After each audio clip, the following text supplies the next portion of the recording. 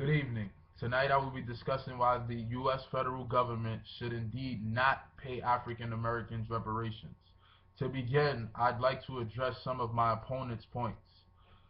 From my opponent's speech, I gathered that he feels that reparations should in fact be monetary.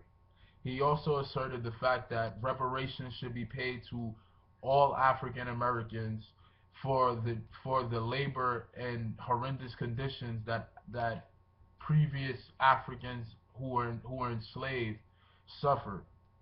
In his speech, he says that reparations should be paid to the descendants of African Americans who were enslaved.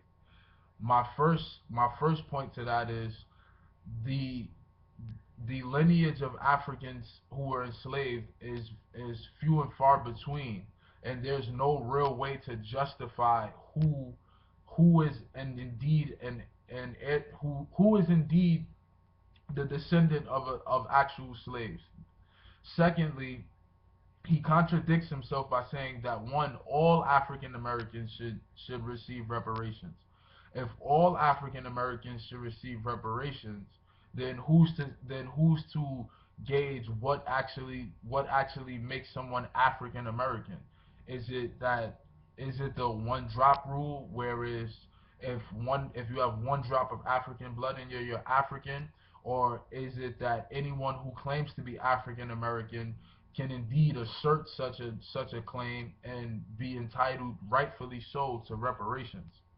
David Horowitz from the Black Scholar once stated, the U.S. federal government should not give reparations to African Americans for their enslavement because who the money would be going to and where the money would be coming from are unable to be distinguished wholly and justifiably. In my opponent's speech, he never mentions where the money for reparations would come from, only citing the fact that if reparations were indeed paid, that the reparation money would help boost the economy.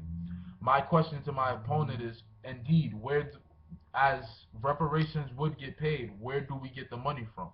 We are currently recovering from an economic crisis, and to just dole out large lump sums of money would be irresponsible and would only put us further in debt. Secondly, my opponent states that African Americans are more likely to receive food stamps and other forms of governmental aid. Another reason why African Americans should not receive reparations for in the terms of monetary in the terms of money, excuse me, is that if if we're trying to correct the wrongs of racism, and by paying reparations, we're only recreating the cycle.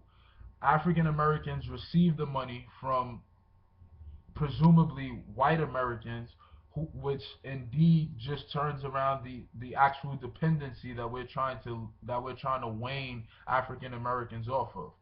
During slavery, African Americans depended on white Americans to provide food, shelter, and clothing, although what was provided was inadequate.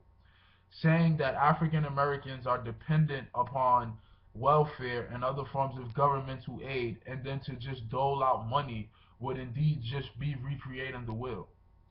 In order to break the cycle and correct some of the wrongs that slavery implemented, it would be irresponsible on our part to allow African Americans to just receive money. Receiving money without any education or proper training, or without the proper tools to know how to, one, manage that money, two, leverage that money so that we can close the racial gap and the divide in this country, is crucial. Giving African Americans money, yes, it may help the economy for the short term, but in the long term, we're just recreating the sense of dependency and leaving African Americans left to depend once again on white Americans to provide food, shelter, clothing, and even though some might say that that's a good thing, those things still might and all be inadequate.